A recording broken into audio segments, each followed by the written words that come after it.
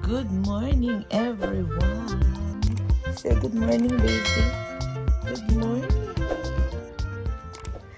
Time check, it's 10:30 na, guys. So, super late na kasi ako nagising, natulog kagabi. Kaninang umaga pala. So, ang nangyari ay, tingnan mo, hindi ako nakapag-base ng damit. Gustong gusto ko kasi itong damit na to eh. Anyway,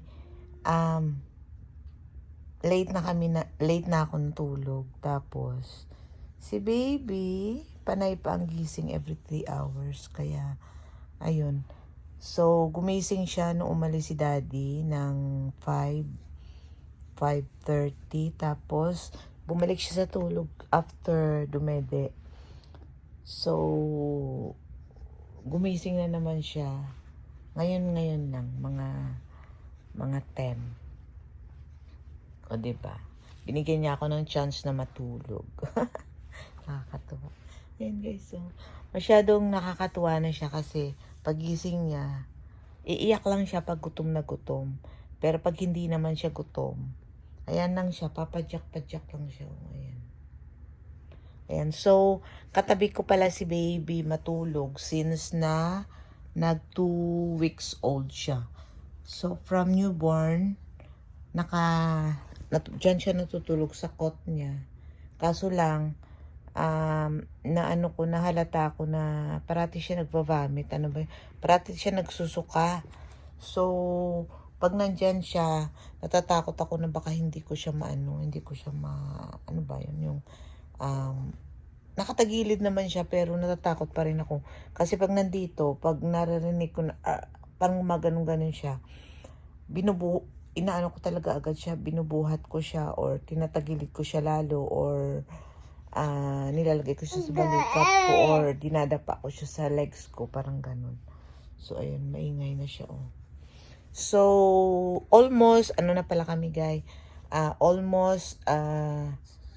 almost exclusive breastfeeding na pala kami, guys. Kasi, madalang ko na lang talaga siya tinitimplahan ng gatas. Tinitimplahan ko na lang siya ng gatas pag lalabas kami. Pero may pagkakataon pa rin na kahit nasa labas kami, ayaw niyang dumedi dun sa bote. Kaya kailangan ko siyang padidihin. So, kailangan kong sumimple na either magtakip kami kung nasa sakyan kami or kung nasa church naman kami. Meron naman ako yung pang cover. So, pero, as much as possible na gusto niyang dumedi sa bote, pinapadede ko siya sa bote.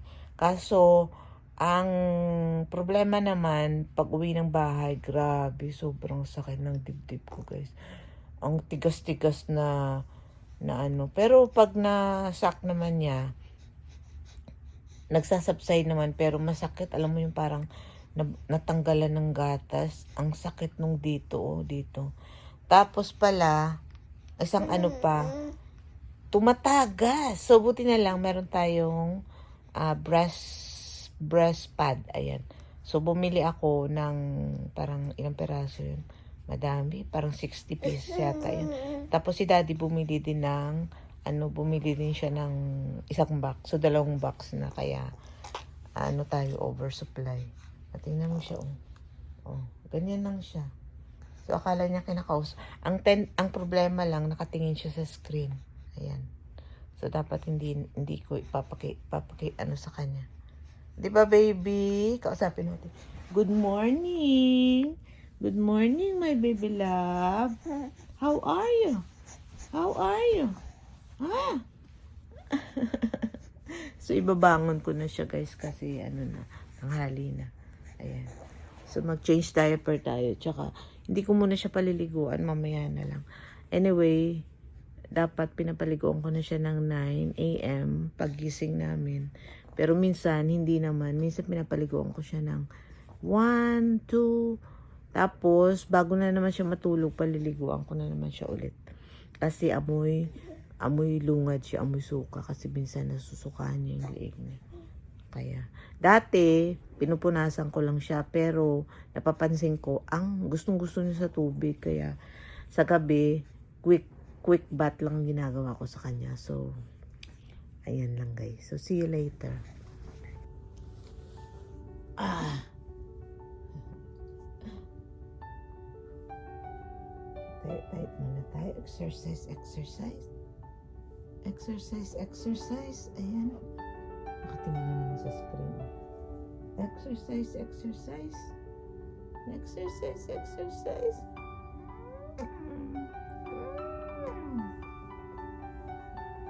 Nakatingin ka talaga sa screen mo? Huwag kang titingin sa screen daw.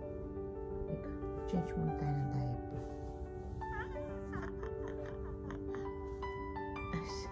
Si Oreo na sa dulo ng bed.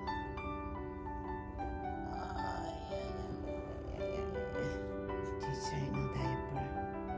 So, mag-change muna kami ng diaper bago tumaya. Gusto niya, pag nag-change ng diaper, kailangan kinakausap mo.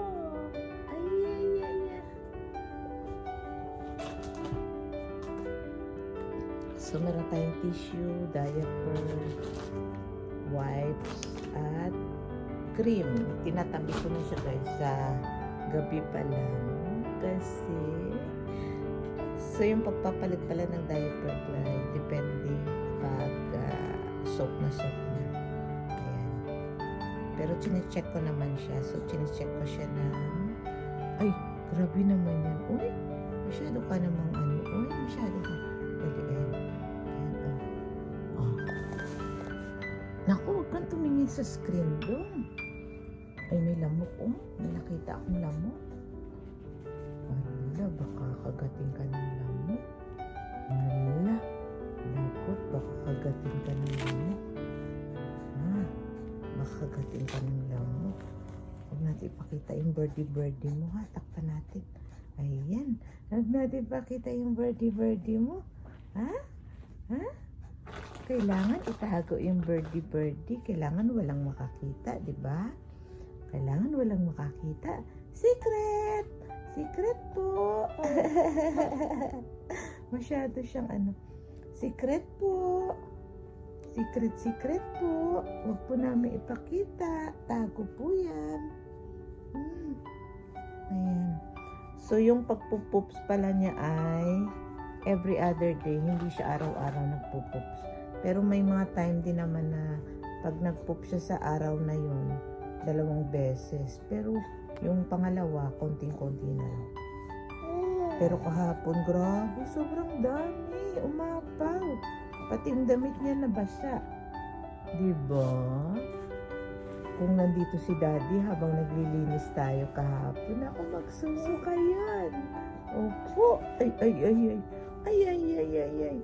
Kapadyak-padyak naman yan.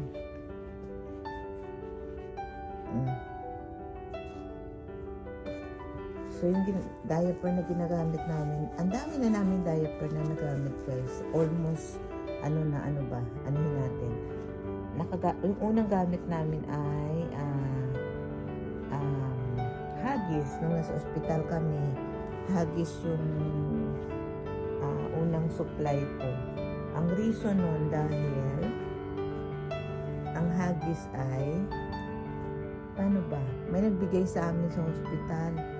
Libre, may pumunta na tapos binigyan kami ng isang pack ng diaper. Siguro mga 60 pieces yun.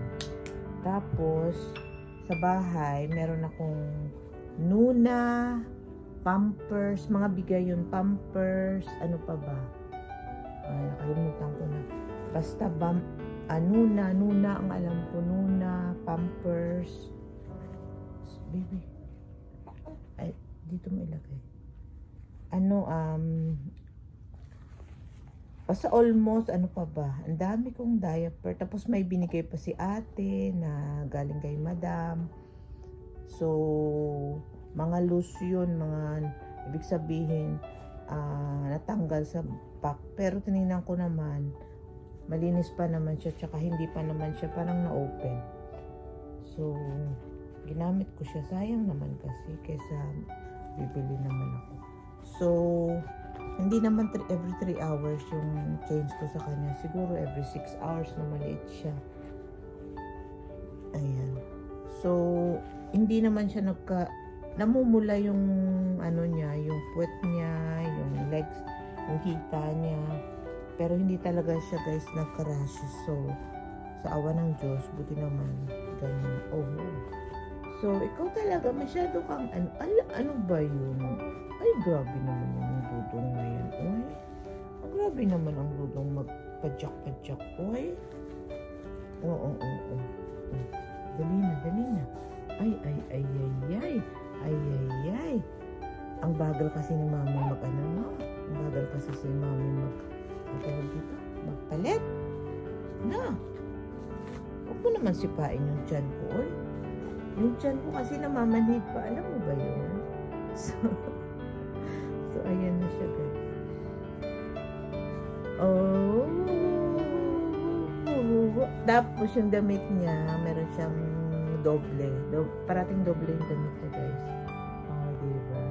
Lalo na pag wala tayong tawag dun, yung parang swag.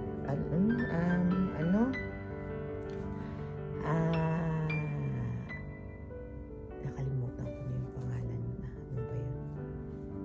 Yung sleeping bag. Yung pang baby na sleeping bag. Yung, diba? Hindi na tayo nagaganon, kasi ayaw ni mami ng maganda naman yung kip-kip na yun, kaso lang mas maganda naman yung nakakagalaw yung kamay mo, diba? Opo.